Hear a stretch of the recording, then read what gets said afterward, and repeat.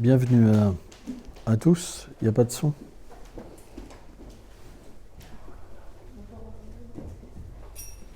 Oh.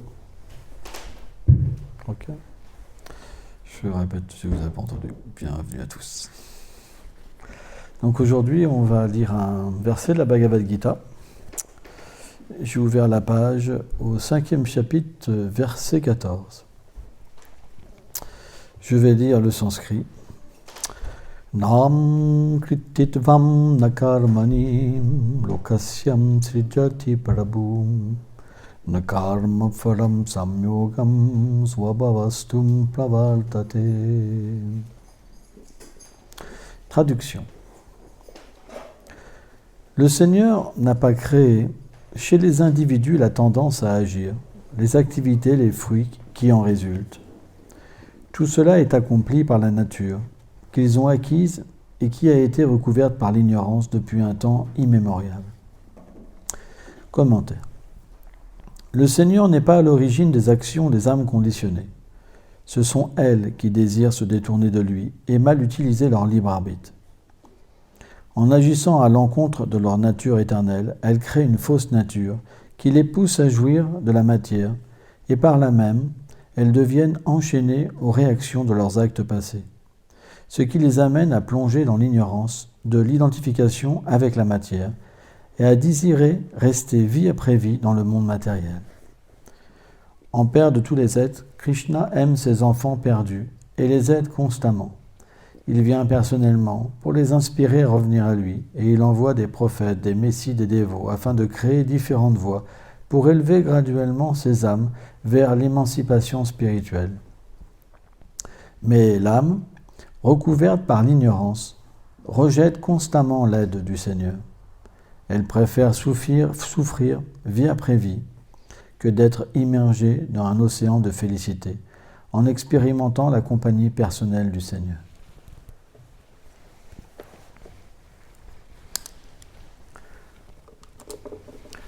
Om Gyano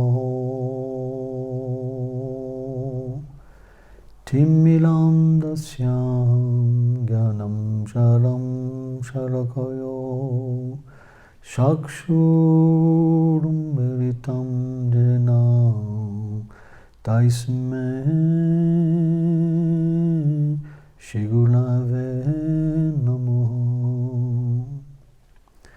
Namam Vishnu Padaya Krishna Prestaya Bhutali Shrimate Bhaktivedanta Swaminiti Namine Namaste Sarasvati Deve Golavani Pracharine Nilve Shesha Sunyavadi Prachatya Deshatarine. C'est un verset qui est très important parce que beaucoup de gens ne comprennent pas pourquoi ce monde existe. Ils pensent que si Dieu existe, il ne devrait pas avoir de souffrance. Mais les Védas nous expliquent un point de vue qui est différent. C'est que l'âme, le jiva, est une partie intégrante du Seigneur suprême. Qu'est-ce que ça veut dire? Ça veut dire qu'il y a un nombre incalculable de qualités que l'âme a par rapport au Seigneur. 60% de ses qualités, 50%. Et que, bien sûr, elle a un libre arbitre. Et ce libre arbitre, ça veut dire quoi? Je peux me tromper, comme je peux réussir. Je peux faire un bon choix comme un mauvais choix.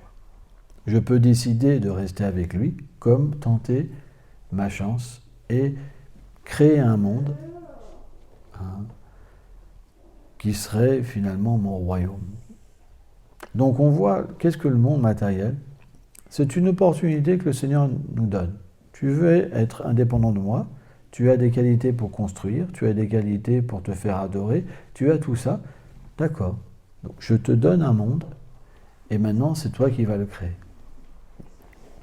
Mais le problème, c'est que l'être vivant est tout petit. Et donc dans sa petitesse, il va naturellement, sans la compagnie du Seigneur, créer en lui-même une situation qui n'est pas bonne. Pourquoi? Parce que quand on est tout petit, on ne peut pas expérimenter grand-chose. Et avec des petits êtres, on ne peut pas expérimenter grand-chose. Et naturellement, on va avoir une frustration qui va entraîner des mauvaises qualités, des mauvaises tendances, une mauvaise nature. Et quand les gens ont développé une mauvaise nature, qu'est-ce qu'ils font? Alors ils vont tromper les autres et désirer être heureux sans considérer le bonheur des autres. Et c'est ce qu'on voit finalement dans le monde matériel. Vous avez des gens puissants qui exploitent des gens moins puissants. Les gens puissants ne trouvent pas le bonheur en exploitant, puisque personne n'est heureux en faisant du mal, et ceux qui se font exploiter, ils ne sont pas heureux d'être exploités. Donc jamais personne n'est véritablement satisfait. Sauf dans les films. Par exemple, quand on projette un film, c'est une grande histoire, une belle histoire, ça fait du bien parce que c'est comme un rêve. Donc on peut projeter un rêve, mais la réalité est tout autre chose. C'est que dans ce monde, personne n'est pur. Et donc comme personne n'est pur, tout peut aller bien pendant 10 ans, 15 ans, 20 ans, et d'un seul coup, c'est la catastrophe. Et une vie merveilleuse peut tourner au calvaire. C'est une réalité, on voit ça partout. Et donc automatiquement, le problème, c'est que dans cette condition, l'être vivant oublie sa nature. Par exemple, quand vous rêvez, quand vous vous éveillez, vous oubliez votre rêve. Pourtant, il y a eu quelque chose qui s'est passé dans la nuit. C'est expliqué, on a deux vies, un état de rêve et un état d'éveil.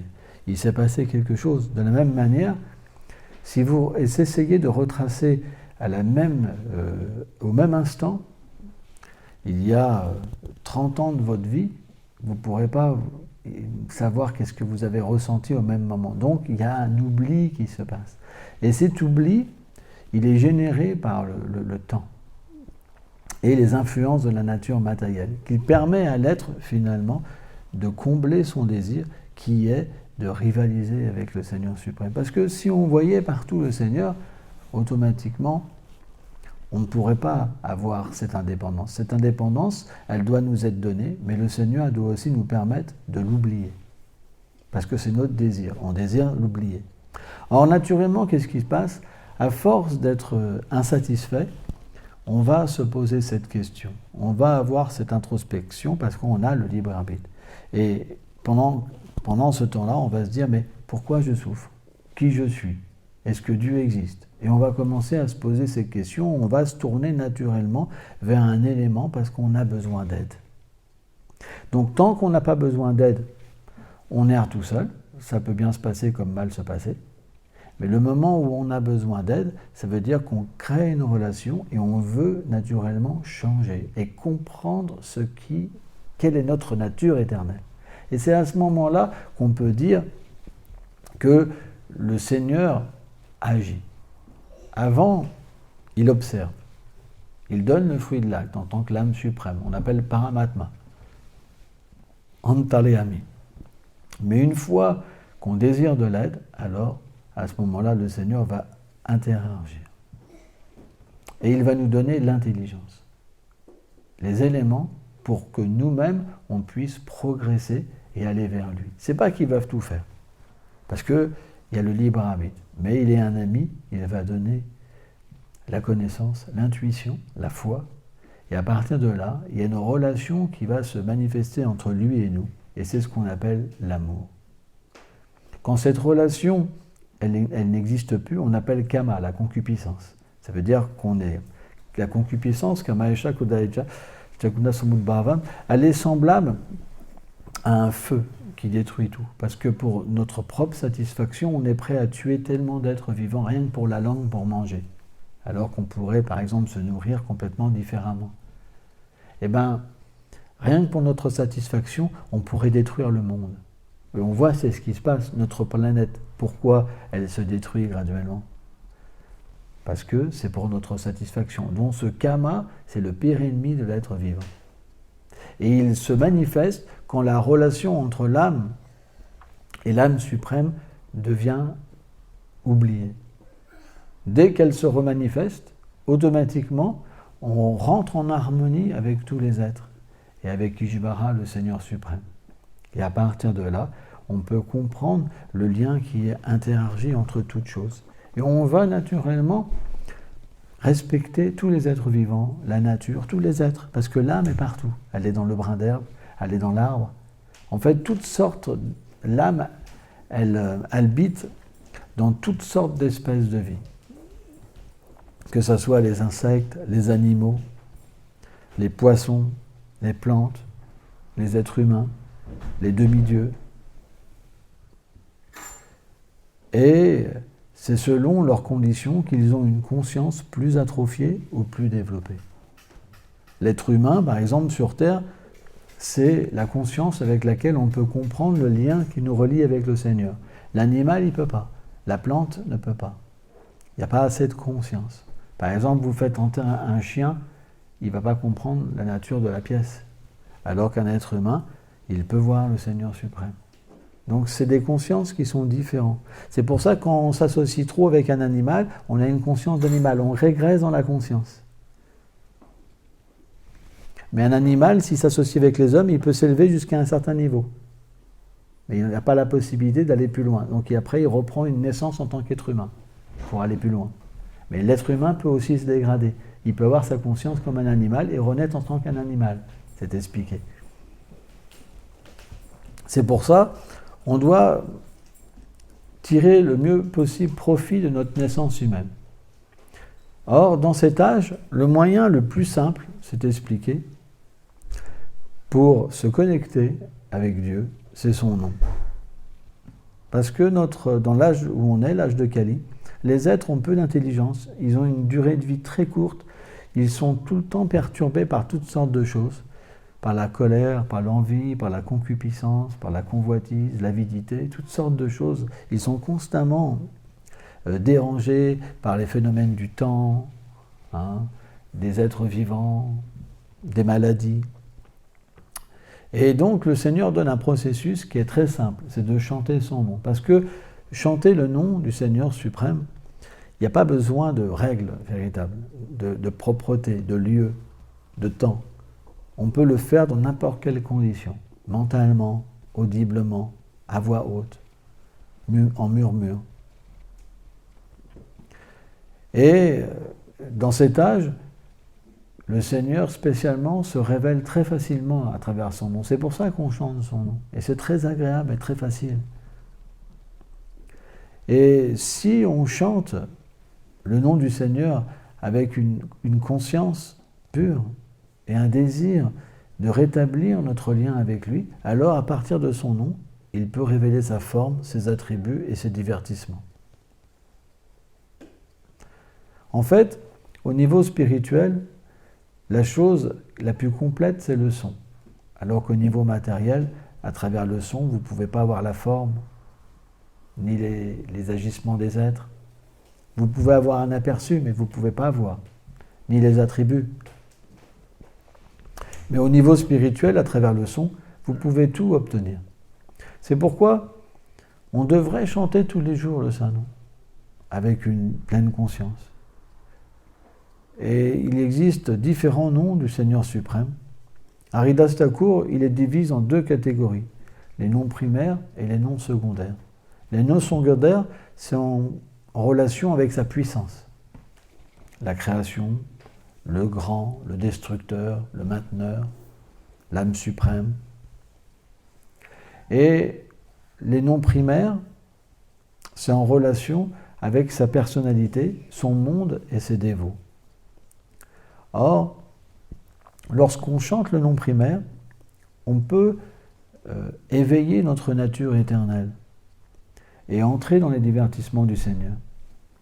Quand on chante les noms secondaires, on peut simplement comprendre que le Seigneur est le Créateur et nous sommes une création du Seigneur suprême. C'est pourquoi Srila Haridas Thakur, qui est un grand dévot du Seigneur suprême, il nous enjoint de plus de chanter les noms primaires du Seigneur suprême. Et le mantra Hare Krishna, Krishna Krishna, Hare Hare, Hare Rama, Rama Rama, Hare Hare, est constitué des noms primaires du Seigneur suprême. Hare, Allah, Hari, est un nom qui explique une qualité du Seigneur suprême, c'est qu'il peut tout enlever à son dévot, toutes les choses de mauvaise qualité, mais surtout il peut lui voler son cœur. Ce nom aussi peut se référer à l'énergie d'amour du Seigneur suprême, qu'on nomme aussi Radha. Krishna, ça veut dire l'infiniment fascinant, celui qui possède toutes les qualités d'une manière illimitée, le charme, la douceur, la beauté, tout. Quand on dit il y a 6 qualités, Bhagava, celui qui les possède toutes, dans la plénitude, d'une manière infinie, c'est Dieu. Donc, lorsqu'un jiva, une âme, lorsqu'elle chante le Saint-Nom et que le Seigneur commence à révéler ses qualités, ce n'est pas des petites qualités, c'est quelque chose qui va complètement attracter l'âme et lui faire oublier sa fausse nature. Au point que l'être vivant, il devient complètement absorbé et oublieux de ce qu'il a été, même dans ses vies passées et dans cette vie. Il peut devenir libéré de ça, de toutes les souffrances qu'il a connues, de tous les obstacles qu'il a eus, de tous les attachements qu'il a eus, même de son lien avec le corps. Et l'âme, ça veut dire qu'il accomplit des divertissements merveilleux. En fait, le Seigneur a des activités. Mais ces activités, elles ne sont pas comme les nôtres. Elles ne sont pas limitées et elles ne sont pas imparfaites. C'est pourquoi ces qualités, elles peuvent charmer véritablement les êtres vivants. Et en plus, on est fait pour être avec une personne qui nous aime, être avec une personne qui nous permet d'être dans toutes les situations qu'on désire, mais d'une manière parfaite et merveilleuse. Par exemple, un enfant, il veut jouer, mais il ne peut jamais jouer comme il veut parce qu'il y a des parents. Les parents sont un obstacle. Rappelez-vous quand vous étiez enfant. Waouh, la galère. On ne peut jamais faire ce qu'on veut. Il y a toujours quelqu'un qui va nous dire, bon là ça suffit, viens ici, s'arrête, pas comme ci, pas comme ça. C'est terrible.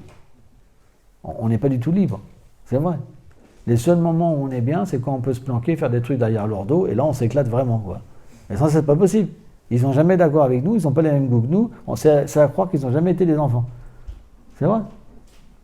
Donc on voit, on est toujours dans une situation limitée. Quand on est grand, il faut aller travailler. Est-ce que tout le monde a envie de travailler? Bon, on aimerait pas faire autre chose. Toujours jouer, toujours être en amusement, être avec des gens super, pas besoin d'aller travailler pour avoir de l'argent. Voilà. Donc on est fait pour être dans un monde où tout est donné, où tout est facile, où il y a juste besoin de se donner pour être heureux. Et ça, on ne peut pas l'avoir dans ce monde. Ça ressemble, mais c'est jamais comme on veut. Même l'amour avec une femme ou un homme. On voudrait avoir le prince charmant. Par exemple, une femme avoir un homme avec des belles épaules, toi, bien doux, ça sent bon, etc. Toi, pouvoir prendre refuge. Toi, hein, et un homme, voilà. Bon, bref, on connaît la cérémonie. Hein. Mais c'est jamais comme on veut. Jamais. Jamais. Il pue, des fois. Il a une mauvaise haleine. Hein. Il y a plein de choses comme ça qui peuvent être là. Hein. C'est jamais parfait.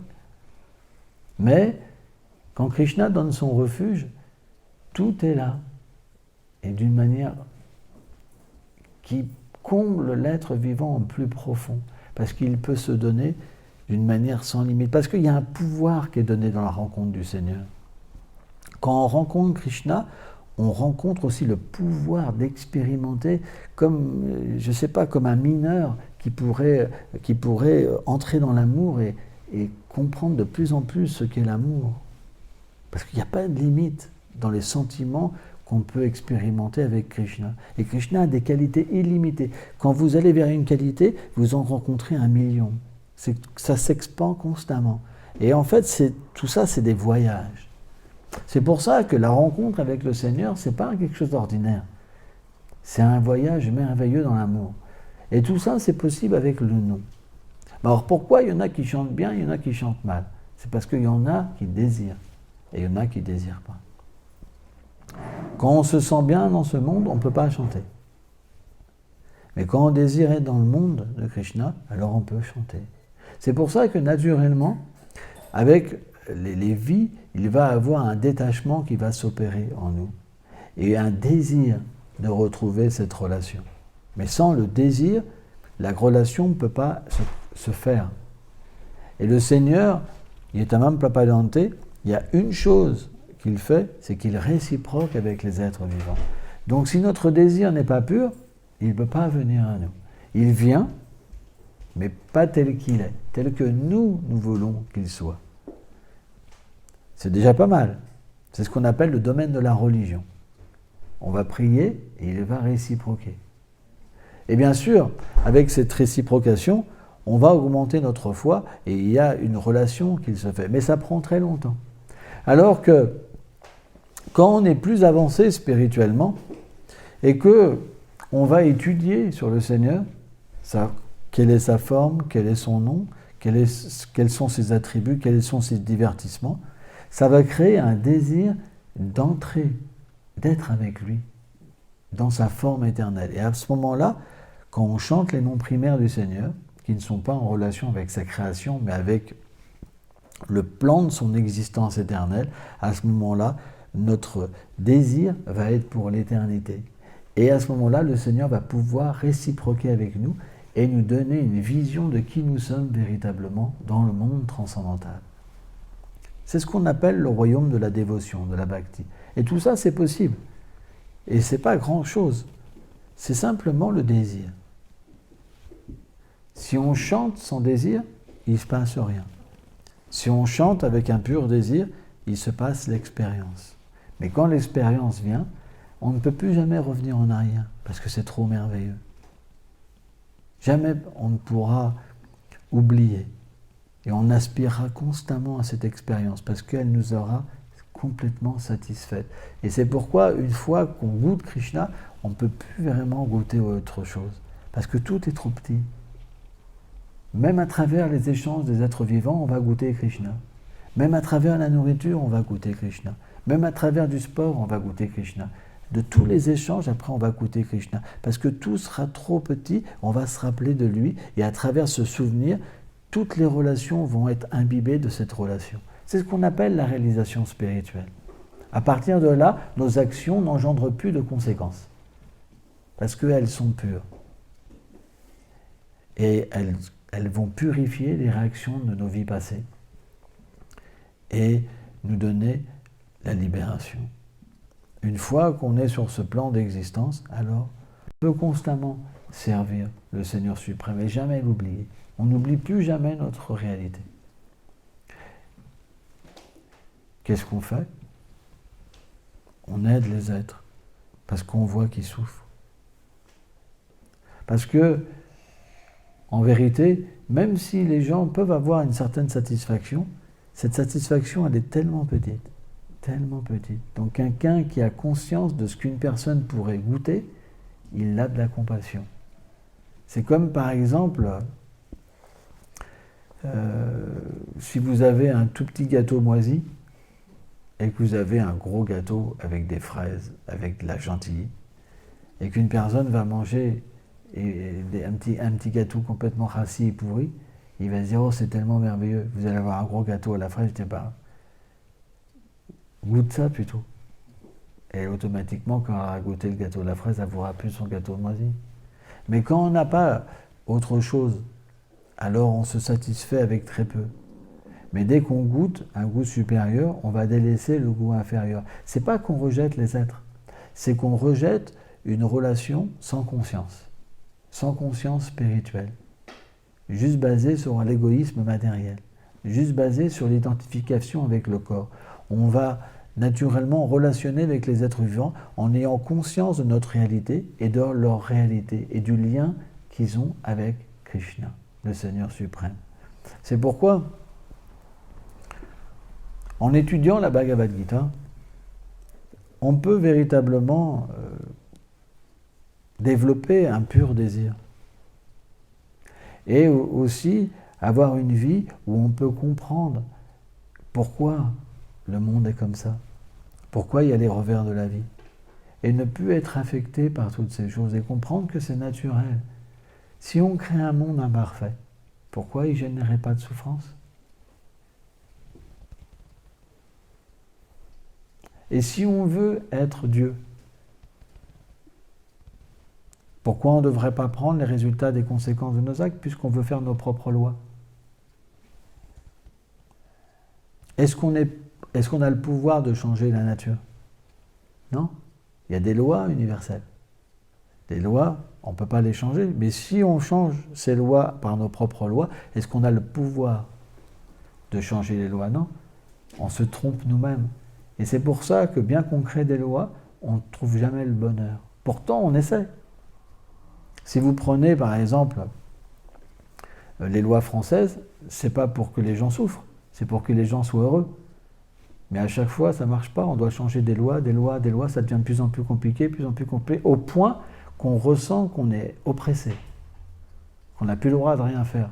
Regardez par exemple le vaccin, beaucoup de gens ils disent c'est pas possible, on est obligé de faire ceci, on est obligé de faire cela. Il y a beaucoup de choses en ce moment qui bougent, c'est vrai. Pourquoi? Parce qu'il y en a qui votent des lois alors qu'eux, ils ne sont pas d'accord. Il y a une personne ou deux ou 10 qui vont prendre l'avis de 1000 personnes, ils vont faire un vote, par exemple, et hop, ils vont se dire, pour 70 millions de Français, c'est comme ça. Mais qui a demandé ça? Vous comprenez? Donc les gens, ils sont oppressés par des lois. Et ils sont obligés de baisser la tête. C'est pour ça qu'il y a eu les révolutions, les choses comme ça. À un moment, il y en a marre. La seule façon que les gens peuvent s'exprimer, c'est par les armes. Parce qu'il y a une oppression. Vous ne pouvez rien faire, vous ne pouvez qu'accepter. Donc c'est la preuve que ces lois ne nous rendent pas heureux, finalement. Parce qu'elles ne peuvent pas nous libérer. Elles ne peuvent pas nous faire comprendre notre nature éternelle. C'est pourquoi on doit revenir aux lois universelles. Ça ne veut pas dire qu'on rejette les lois du pays, mais on les voit par rapport aux lois universelles. Et on peut utiliser les lois pour nous libérer, à partir des lois universelles.